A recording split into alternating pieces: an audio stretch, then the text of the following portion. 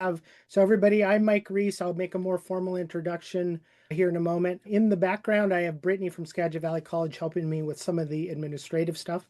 So Brittany, if you could hit record and make sure we're ready to go on that front. We're ready. Go ahead. All right, thank you. Thank you for everyone who's joining us live. There are many others that, if they can't reach us today, will be sent a link to watch the video after the fact. But thank you for taking your time out of your day to learn a little bit more about our marine surveying course. That will take me off the screen. You don't need to see me anymore. I am Mike Reese with Skagit Valley College. Before I get started on the course, I just want to mention a little bit about who we are and what we do. I did receive requests and in fact, gave a webinar last week that went out nationally. And so there are people that may not understand who Skagit Valley College is.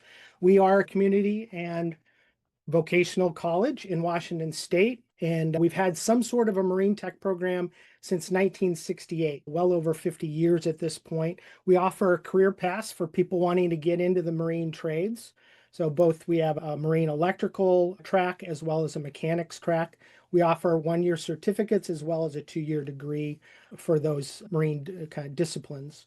We are a fully accredited ABYC MTAP school. If you're unfamiliar with who ABYC is, they're the organization that helps promote standards that make sure that the boats we use out on the water are safe and reliable. And they have a full accreditation program for schools to make sure that the curriculum is consistent with their best practices of the marine tech field. We are fully accredited there, as well as being a state community college. We have other accreditations as well, of course. And then the exciting thing that I want to talk about is a marine surveying course that we're bringing online in February of 2026. I did notice some of the people joining us are existing surveyors. Some I've actually talked to along the ways, getting feedback on the curriculum and the things that needed to be addressed. So I'm excited that we have both existing surveyors that join us tonight as well as prospective students. About me, I've been in the marine industry many years. Been a boater though for even more. I'm on my 11th boat, both power and sail. So I have practical experience as well as more than 30 years in the marine industry.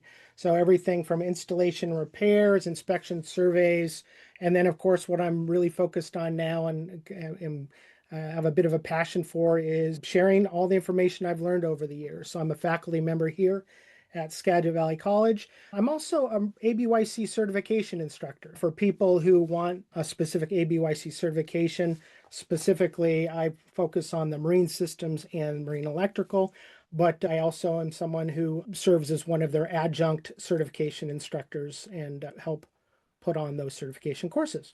You can see on the screen, I won't read all my various certifications, but I have a fair amount with all the different experience I have, as well as the backing that up with industry certification. So ABYC standard systems, electrical, corrosion, and then engines, things of that sort. I would say I don't have it on this screen, but I'm also a past graduate of a marine surveying course as well.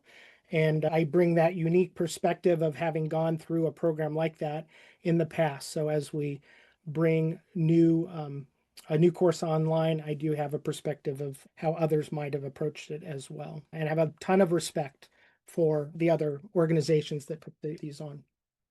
I am the lead instructor for this upcoming course, but I am not the only one. So I'm the pointy end of the spear right now, but our course will have a great amount of guest speakers. We'll have other people from Marine Tech, our department, that will give various segments and talks. We'll also want and will have a variety of marine surveyors that come in and give sessions as well. I just talked to a surveyor a couple of days ago, and they're really excited about the potential of talking through how they approach their business in terms of the administrative sides. Well, as you'll see in a little bit, we'll talk not only about the marine surveying as a business, but also the technical aspects that we would expect a quality marine surveyor to have. And we'll have other industry experts. Our college is up in Anacortes, Washington, and there are a number of boat builders in the area, as well as experienced tradespeople that will get involved.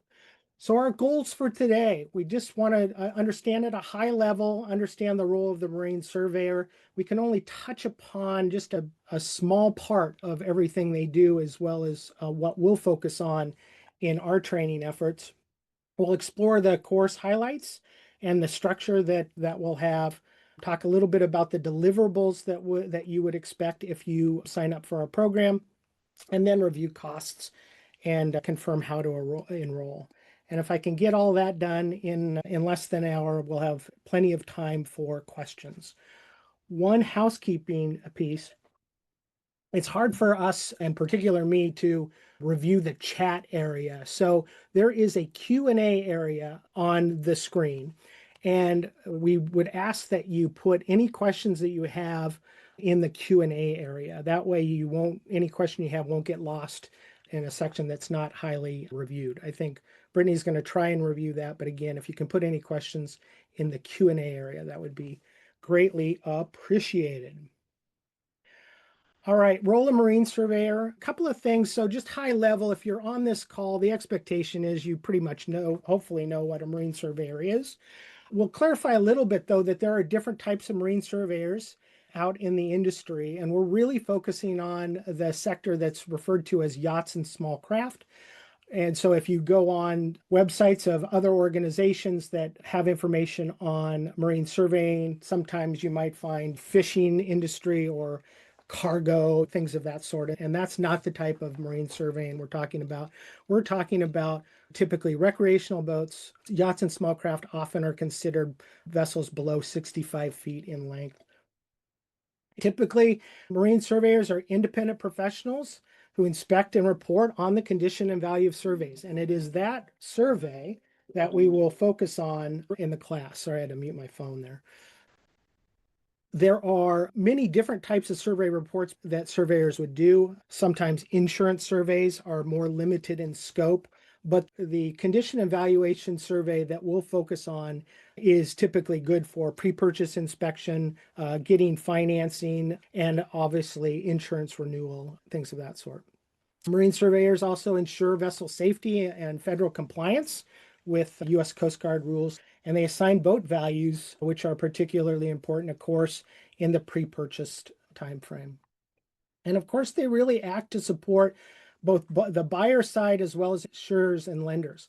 One of the things that we talk about in the class is, of course, the proprietary nature of the reports that we generate. Whoever the buyer typically, or the boat owner, is paying us as marine surveyors to generate the report, and they own that work product. We'll talk about that. I won't go too deep into a lot of these aspects, but with this bullet point, I just want to point out that the intent of this bullet point is that the buyers or the people who do commission us to do a survey will use that work product with their insurance companies or financing companies, things of that sort. And as a result, we have to consider, as we are drafting our report, how do we complement best the needs of not only the buyer who is paying us, but for what other purpose they may use that report. And the other thing is we really have to understand that marine surveyors are combining a level of technical knowledge with boots on the ground field inspections. So this role does take a certain expertise in the subject matter that we're talking about, as well being able to get dirty in the bilges, so to speak, of inspecting boats. So it's both the sort of the head of it, being smart about the technical understanding of boats, but also getting dirty and getting the job done. The other thing I want to point out and underscore is this is an unregulated field. And what we mean by that is there are no federal licenses that you would obtain in order to be a marine surveyor. Technically speaking, anyone can call themselves a marine surveyor. And one of the roles, and we'll talk, I think, of a future slide where we talk about membership organizations and what's available out there. But one of the reasons people would take a marine surveying course is in part to build the industry level of, what I'm trying to say, make sure that their resume reflects accurately the level of expertise they have. It's one thing for someone with 30 years in the marine industry to go and try and join an organization in the industry, as an example, and just simply say, hey, I've been doing this for 30, I've been in the marine industry 30 years. It is much far more to be able to say, not only have I been in the industry 30 years, I've taken a very specific course with regard to becoming a marine surveyor. I also have obtained third-party certifications such as marine standards, ABYC, marine systems, and so forth. The greater point here is that we're using a course that is very weighty in terms of what the expectations are as a way to not only build your knowledge, but also be able to help that act as collateral so that people understand that you've gone through the various stages, things that it takes in order to be a great surveyor. The program overview, I think I mentioned this, but the course will focus on condition evaluation surveys specifically for fiberglass boats. Fiberglass boats are the mom and apple pie of recreational boating out there. And we don't want to, you'll see in a little bit where we do speak to some general information about wooden boats and metal boats, but any content that we deliver as part of the course in that is informational only, and it's not part of the course deliverable we hope to get from this particular course. The course is 9 weeks intensive plus independent field work, and I'll discuss what that means as we go forward. It will incorporate classroom lecture time, lab work, as well as hands-on surveys. Again, I'll describe that a little bit more. As I mentioned, it's focusing on the yachts and small craft sort of sector of marine surveying. And I would say that my final bullet here is it complements the membership requirements of industry organizations. So what do I mean by that? And I know, so I want to be clear, we are not recommended by or endorsed by any industry membership organization. That stated, I would say that over the last year, we've received very helpful information from people in those organizations. I realize I'm skirting it a little bit just because I want, as long as I'm clear that they are not endorsing us. The two main membership bodies are called SAMS and NAMS. So that's SAMS would be the Society of Accredited Marine Surveyors, and NAMS is the National Association of Marine Surveyors. Again, they do not specifically endorse us. They don't endorse, as a practical matter, schools like ours that put out this work. But what I want to highlight is we've talked to members of their organization and gotten feedback, including members that hold board level, people that know what the organizations require for membership. They've also been very kind in making sure that we have the general requirements that they expect. So I just offer that up. I feel like I'm stumbling on my words a little bit. I just want to underscore that I'm not representing the needs of the industry organizations. I'm merely stating that our curriculum complements nicely what it takes to be a member of those organizations and get involved in those. All right, let's just move on. So the other thing I want to point out about this course before we talk about the specifics is that this is intended to be a professional level course. If this is something that you want to take up as a hobby or something like that, it really probably is not a great solution for you. We're looking for people with experience in boat and the marine industry. Sometimes that can be people that have been in the military, US, the Coast Guard, things of that sort. So there are, hit the wrong button. So people can come to the survey field from a lot of different disciplines, but generally what we're trying to underscore here is that a good general understanding of boats, how they work, the marine industry, people that have been maybe technicians in the marine field for a certain period of time, that is the foundation of a student that is likely to be successful in our course and long-term as a marine surveyor.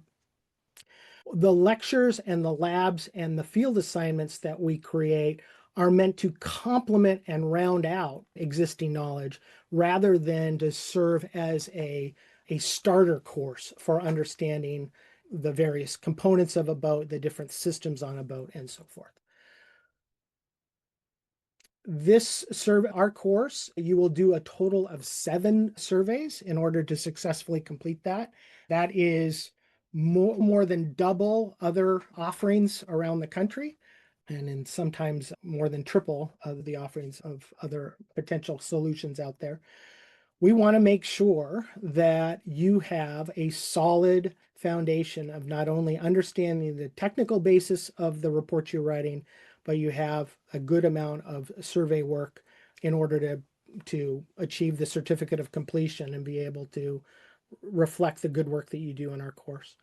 The course will also have regular quizzes and exams. One of the things that we will provide successful people who complete this is a transcript of the work they've done so that they can, and in fact, many organizations will, as part of the membership application process, will ask if they've been to any sort of marine survey education, and if so, they ask to provide a transcript, and we'll be able to provide that.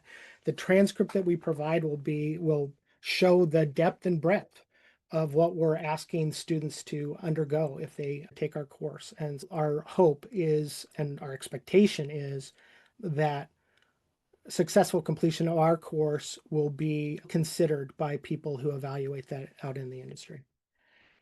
And then lastly, success as a marine surveyor, as well as success in our course, requires report writing, good time management, self-discipline. One of the things that marine surveyors will tell you is that you wear a lot of hats, and your ability to get things done in a time frame that's required is really quite important. So we'll stress the importance of that as the course goes along. All right, just high level, I wanted to cover the course content by week just to give you a flavor of the types of things that we would be covering.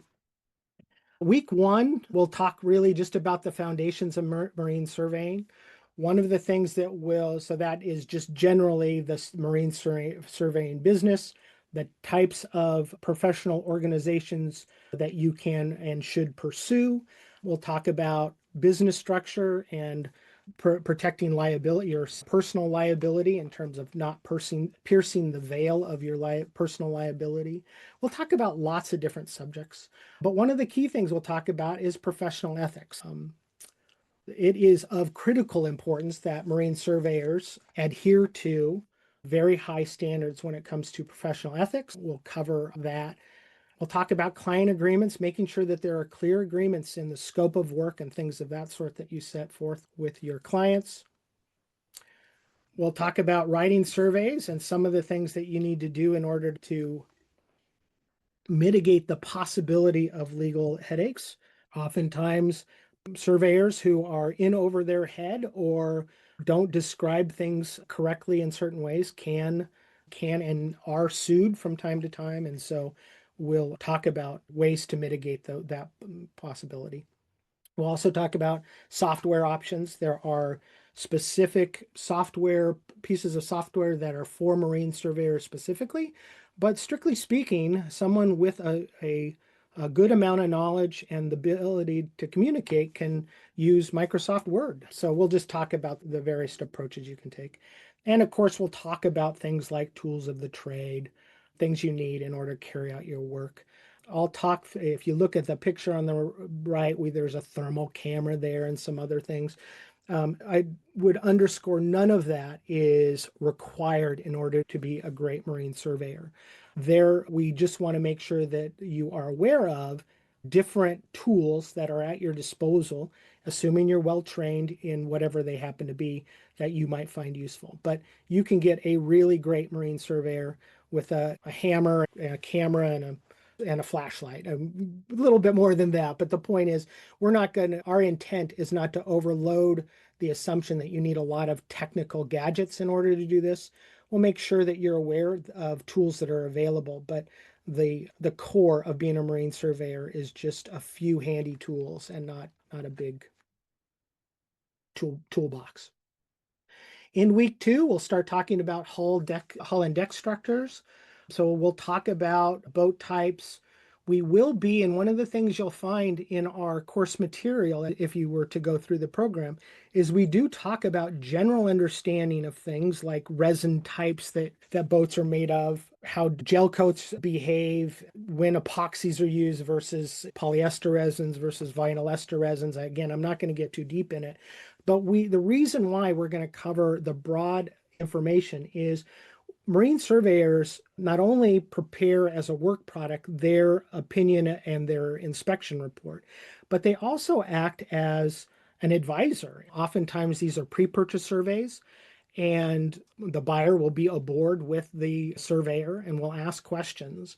And so, our content will not only talk about the tactical things you need to do as part of a survey, but will also make sure that a lot of the general technical understanding is also known so that you can speak to certain aspects of how boats are built or whatever as part of it. I'll continue on going. We'll talk about federal regulations, NFPA, those are fire protection standards. We'll also talk about the role of ABYC, the fact that they are voluntary standards, but how that courts scrutinize when people don't necessarily follow what are essentially best practices. So we'll talk about the fine line or not, the balance of how you reflect voluntary best practices versus federal regulations and requirements. On to week 3, we'll talk about engines, running gear, and then corrosion. Again, so one of the things you'll learn, you don't have to be a mechanic to be a marine surveyor. If that is the discipline that you come from, sometimes you add additional value by doing that. But what we're really talking about here is the kind of work that a marine surveyor does with engines are general inspections. So looking for leaks, commenting on the general upkeep in terms of rust in the engine room, that sort of thing. So we'll just talk about what that means, the detailed nature of a marine survey engine inspection versus being a full-on a mechanic, which is not required. We'll also talk about running gear. So we're talking transmissions and props, shaft seals, things of that sort. So we'll cover all that in week 3. Then we'll talk about marine corrosion. There are other certifications people can take if they want to go down the rabbit hole of marine corrosion.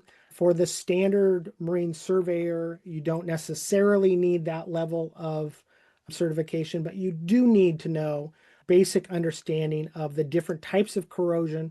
We'll certainly examine that in context as part of our curriculum so that you understand the sources and some of the impacts out in the field.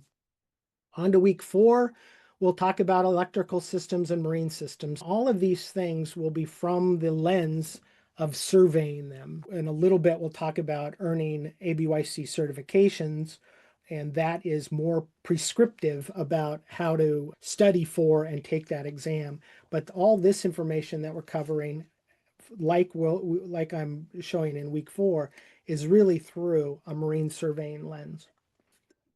But we'll talk about both, excuse me, AC and DC systems, and then all the various marine systems. I've only highlighted a few on the screen. Domestic water plumbing, LPG, that's propane systems, sanitation systems, but there are a number of marine systems that we'll cover. Sailboat surveys will also cover the difference between a marine surveyor commenting on running rigging gear aboard a sailing vessel and how that varies from a full rigging survey. We'll talk clearly about what's expected from a marine surveyor versus where the recommendation is full-on rig surveyors by professional organizations that do that. And then we'll talk about sea trials and really limited trial runs or test runs. The term sea trials has a very specific meaning. And so we'll just make sure that you're very clear about how you refer to things and how you approach that. On to week 5, we'll just talk a few advanced inspection things. Again, you don't need to understand or have a thermal camera in order to do it. We'll just spend a little bit of time making sure you're aware of the technology and how you may be able to use that. There are some it's easy to think that you're seeing something that you're not with thermal cameras. And so we'll just talk about at a high level so that if you do jump down that rabbit hole, you'll be successful at it. We'll also talk about things out there, really metal boats typically, but there are other services that people can pursue and provide value for. For example, I put here ultrasonic thickness testing. There's also flaw detecting you can do with composites. There's a whole bunch of other stuff. For the average marine surveyor, you won't need to pursue that. But again, part of the value that we're hoping to add is to give you a broad understanding of possibilities out there. In week 5, we also will have a very short segment on both wooden boat and metal boat surveys, but they're more aimed at why at the end of this course you're not ready for that, and that it's really a specialty subject that we would encourage you to pursue if that's what you want, but it's really outside the scope of this course. We do have a couple surveyors, one that I talked to, that you will encounter wooden structures on fiberglass boats, and we'll speak to having that you'll have an understanding of what that means. But in terms of full wooden boat surveys, this course does not address that. In week 5, we also have a final exam for the coursework. Again, this course will produce a paper trail for you so that people know how hard you worked and the achievements that you've had with the course.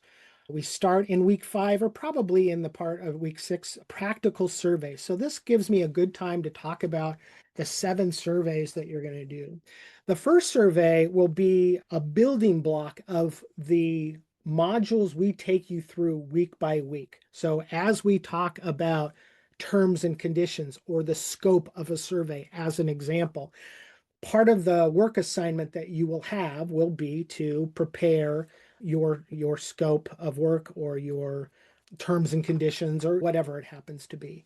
And as we go through it in week, whatever it was, 3 or 4, when we're talking about electrical systems, that will be a time that you will spend as part of your assignment to prepare that segment of your marine survey report. So that's survey number 1. And I call that's a guided survey where we talk about it, we understand it in the context of what we're trying to develop, and then that will be part of the work assignment that you create. In weeks 5 and 6, though, we transition into one of 2 practical surveys. In a practical survey, you will survey a boat that has been pre-surveyed by surveyors so that we have a sense of some of the defects that you're expected to find. And that's what we mean by practical surveys. So practical surveys are in weeks 5 and 6. And then we take a little break from that. And of course, all these need to be prepared and submitted as part of your work product for the course. Week 7 through 9, one of the things that we can offer at Skagit Valley College that other places can't is we have the ability to proctor our own ABYC certifications. And one of the key things that you gain going through our course is a full ABYC Master Advisor certification. That essentially is any 3 certification gains you the designation of a Master Advisor. So people who successfully complete our course, in addition to certificate of completion and the transcript, they'll also come out of that with a Master Advisor distinction. So weeks 7 through 9, we prepare and take Marine ABYC certification exams. In this case, standards, systems, and electrical. Then after that, we turn it over to what I call final projects, and these are independent surveys. So in order to successfully complete our course, you'll be required to do 4 independent condition evaluation surveys. Why are these independent? First is we want to make sure that people who go through our course are capable of basically preparing and demonstrating that they can do full independent surveys. So that's number 1. The other thing that is important, and it depends on the organization that you're talking about, and I mentioned 2, but there are others, but really the 2 organizations that I mentioned, they're really the 2 that people really speak to when they're talking about membership organizations, professional organizations. But in order to gain membership, you need to have a portfolio of work.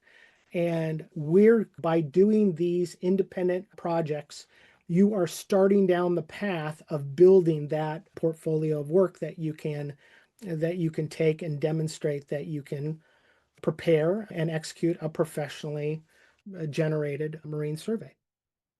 So that's really what happens after week 9. So that's that you spend 9 weeks with us, then you go out and start the work of independent surveys. You continue to prepare those and submit those. So it is a requirement of successfully completing the course that you deliver these surveys. But once that's done, then again, what you get, obviously, you get our certificate of completion. You get a transcript that helps support the body of work that you've created with us. You create the Master Advisor certification with ABYC. And again, as I mentioned, an initial portfolio of survey work is what is required, or is what is that you have to go and advance. All right, just a couple more slides. The schedule of costs. So the first course starts February 23rd. The 9 weeks last through April 24th, I believe. That's the 9 weeks. It is a full, dedicated, intensive course up in Anacortes. The cost is $8,500. There is an application fee as well. And in this first role, there are limited seats. So I don't know the exact number, but it's somewhere around 10. When you look at the registration page, it may currently say 20, but we're going to accept a fewer amount in this particular course. And Mike, you say, hey, that is a big investment. And I completely understand and agree with that. I have taken, as I mentioned, I took a marine surveying course at another institution, and actually my total spend was more than this. So it's very competitive, particularly with the takeaways that you get from our offering compared to that of others. But just to give you a very simple ROI, just a return on investment calculation of it, and there's more to be considered. I'm not suggesting that, but I just wanted some simple math to talk through. And that is, if you just look at an average of a 38 to 40 foot boat, looking at a general range for survey fees. By the way, there are different ways to address how you price your surveys, but this is one that is a common way to approach it. But if you did that, your typical payback could be as little as 2 or 3 months if and when you start on that path of being a surveyor.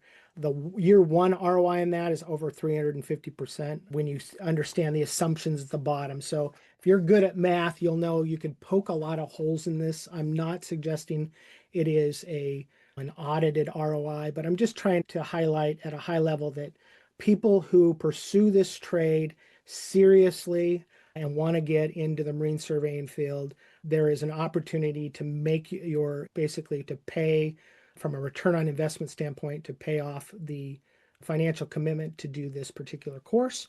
And then, of course, go on from there to be able to not only create a living for yourself, but also, which I find more valuable, is you're adding value into the industry. And I think there's a lot of opportunity there. So with that, I still got 15 minutes or so I got time for questions.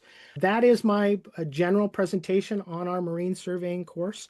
Again, if you do step away before questions, I just want to thank you for taking the time to listen in. If you are someone who wants to talk more about it, maybe have greater interest, my email address is on the screen, mike.reese@skagit.edu. Again, mike.reese, my name, at skagit.edu. You can find more information out at the website on the lower right-hand part of the screen, cruisescollege.org/marine-survey-course. And with that, Brittany, if you could help me with any questions. Yeah, great. And again, as we go through these, I'm going to go through them in the order that they were received, but feel free to use that Q&A button at the bottom to add your questions. Great. Mike, question number 1. This person is very interested, but might not be able to free themselves from previous commitments this winter, spring. Are you planning to offer the course again in the fall or the Yeah. next spring? Yeah, and so don't hold me to it, but tentatively September 14th will be our fall class. Please keep in touch with me. as well as we'll get you on a list to make sure when that date gets firmed up. But that is what we've discussed for a fall offering. September 14th is a start date. And the next question is, and some of these you might have answered, but I think it's great to just pull it out. They might Sure. have asked them before you got to the section.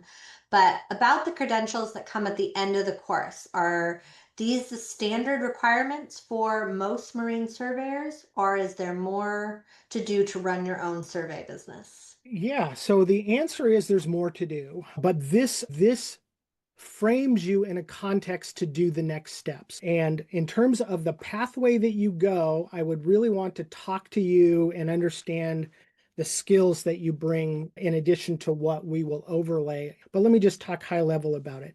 It is likely and possible that some people, after completing the course, will want to look to serve as some sort of apprentice role with someone who is currently in the field. There are some people that are just more ready to take this on and join again. I don't speak for SAMS or NAMS, but those happen to be the two organizations that most people pursue. So I'm going to use their words or the names. But what I do know is if you look at, and I've discussed this at least with a couple of people, they're looking for basic qualifications in order to earn a membership and be selected in a membership of these organizations. The offering that and the results that you produce as part of our course is what I just use the term complementary to all that. It checks the boxes. Does that mean you will be admitted into one of these organizations? No, you'll have to go through that process on your own. But what we are telling you is that successfully completing our course enables you to stand on a much firmer footing when you join those organizations. Long term, and again, it is up to the members, the organizations to do it or not, but they will take into consideration your body of work, your any additional training that you've gone through to I'm trying to use the right words where I'm not misunderstood. They may lower the time frame that you are an associate member of their organization versus fully certified or accredited, depending on the organization. The greater body of work, the more institutional clout you have, the better you can join. What I would really say the next steps are to join one of these organizations, and we are giving you the solid foundation to do that.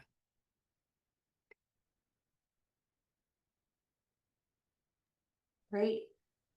And the next one, this person says they have about 40 years of boating experience with little formal training beyond weekend classes. What might I do in advance of this course to fill in any knowledge or experience gaps? Really great question. And of course, I appreciate that. I think the honest answer is I don't know yet. And what I mean by that is let's have a conversation about it. Just to say 40 years, and I have similar, but that can cover a wide range. I'd love to chat with you offline just to understand what that means about 40 years. There is a foundation of knowledge that you bring to it, and I think we add to that very nicely in the technical scope of information we'll provide. But just jot down or take a picture with your phone, my email address, and let it set up a time just to talk briefly. I won't take too much of your time, but I'd love to I would want to understand your specific needs a little bit more before I would give you a point of view about it. Great. Next question is, how many hours per week outside of class will be required while the class is running? Yeah, good question there. In addition to class time, there we will have exams and coursework that you'll need to complete. It should not, based on how I think through my workflow, it should not require more than maybe an hour in total, maybe an hour a day or a little bit more. We will have some time, of course, to complete course and lab work in the context of the daily work.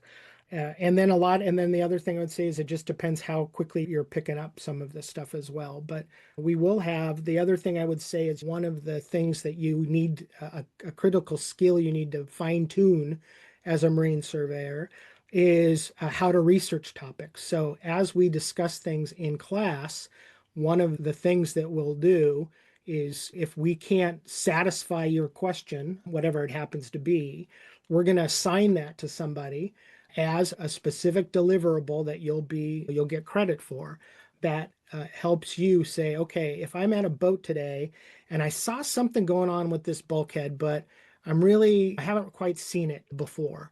Understanding how to research that, what experts to draw from is a critical skill. So that will be part of something that in theory could happen after class time as well. So I would say the way I see it, this is a college class, right? It's a course, and there's probably an hour or two that you probably have to spend. Not every day. There are some days you won't have anything, but I think it's possible. We also will have exams, quizzes and exams along the way. So if you want to be successful at that, preparing for that makes sense. Great. The next two questions I'm going to slightly combine, and let me know if you want help on this one, Mike. But two people interested in using their GI Bill benefits, and will they be able to? One is asked that, and the other stated it slightly different. Will the GI Bill still cover it as it falls under the umbrella of an accredited school?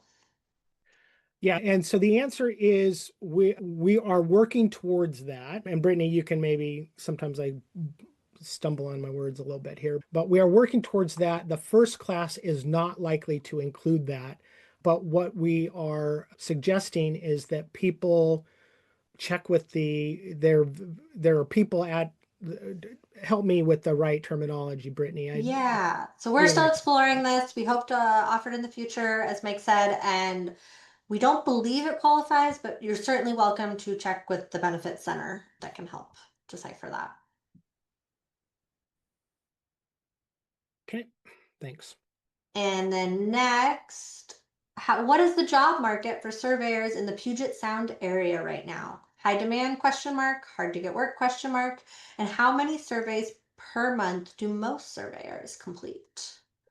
Yeah, your mileage will vary in terms of the amount of surveys that people complete, but I'll speak to that in a moment. Everyone's going to be different, and so I don't want to overpromise on that.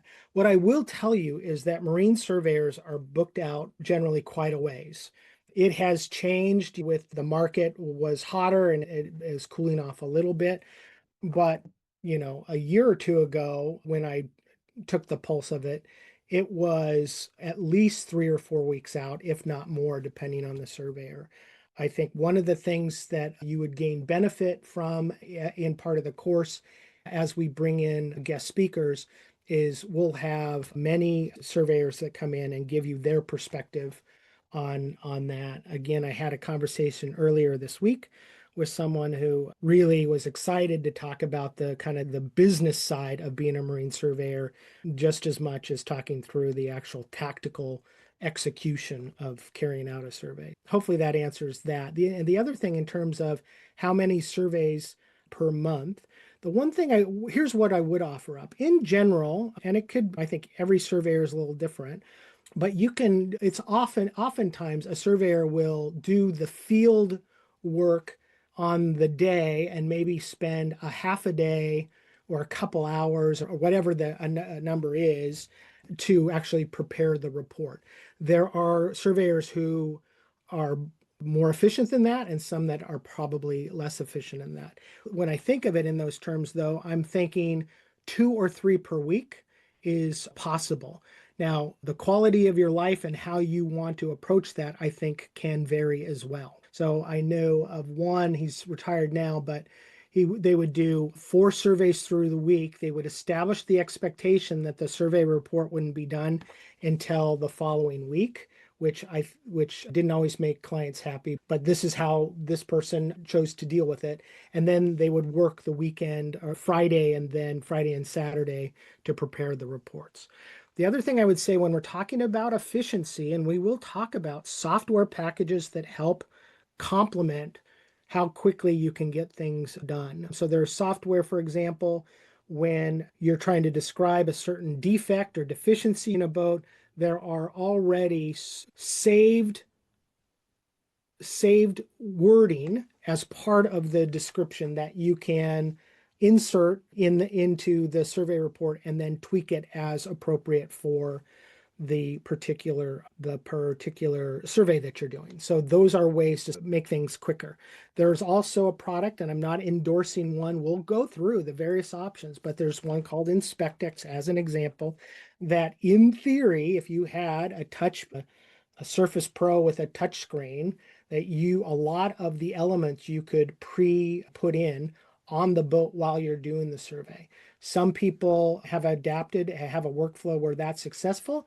Other people would much rather write down specifics on a notepad and a clipboard and then transfer that. So there are different ways to address it, and our course will talk about each of those. And so you can find what's the other thing I would say here is this course will allow you to be who you are in terms of your style and all that. But we want to make sure that the skill set in terms of the technical know-how and understanding, as well as what the industry requires in terms of work product, that's well understood. But one of the things you'll find is different surveyors create quite a different end product.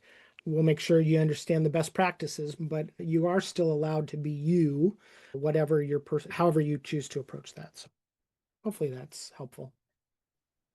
Great. And just to manage expectations, there's two more questions, this one Okay. included, which is why ABYC marine systems and not ABYC corrosion? Yeah. So the answer is I've done both. I'm certified in both. And I did talk to my contacts at ABYC just to gain their general perspective. And I think corrosion is very complementary to being a marine surveyor, and it's something that is worthwhile pursuing. But as part of the core group of skills, we were trying to make sure that the cores are built before additional things are added on top. We will cover quite a bit of corrosion topics as part of our course material. Again, I do have that certification, so I can speak at that level if you need me to. But the other thing is that I would suggest is you don't have to be certified in corrosion in order to be a great marine surveyor. It's certainly, I'm someone who believes in being technically proficient and all that. And so it's not that I wouldn't think it wouldn't do you benefit, but it's just not part of the core of becoming a marine surveyor. I think it's more the next step. Great. And the last question that we have submitted is either NAMS or SAMS requires a minimum of 1 year apprentice with an accredited surveyor plus a certain amount of completed surveys. Would this course leapfrog that requirement? Yeah, so what I can tell you, I know, again, I don't want to, only reason I'm stumbling is I deeply respect both SAMs and NAMs, and I don't want it to come across that I'm speaking for them. So just understand if it looks like I don't know how to answer this stuff. They're really good organizations. I've had great conversations with both people in that have kind of titles, so to speak, with both organizations, and I respect them both. I know the one that you're referring to, and what I can tell you is I've gone through their apprenticeship matrix and the expectations because they've given that to me. And we would be able to check every box that they need signed off as part of their apprenticeship program. Whether or not they accept that or not, I continue to have conversations with people there. The answer is I couldn't guarantee that they would automatically check that off, but I do know that what we cover checks all those boxes and then some.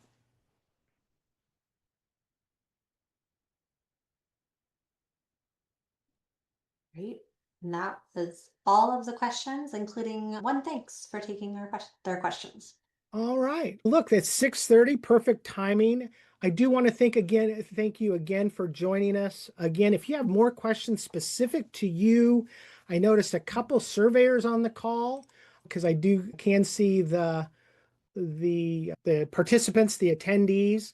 Thank you very much for joining. I'm sure a lot of it is just understanding what the heck we have going on. One person I see in the list I've actually talked to and gotten perspective. So I just thank you for continuing to wonder what we're going on, what's going on. And I would just ask you, if you are a surveyor, please and you would like to contribute, if it's even if it's a 10-minute call to tell me how you got started, how you pursued it, or if you had any sort of admonitions or recommendations that I pass along to students. I really would be honored if you reached out to me, mike.reese@skagit.edu, because my intent is to make this a really great course.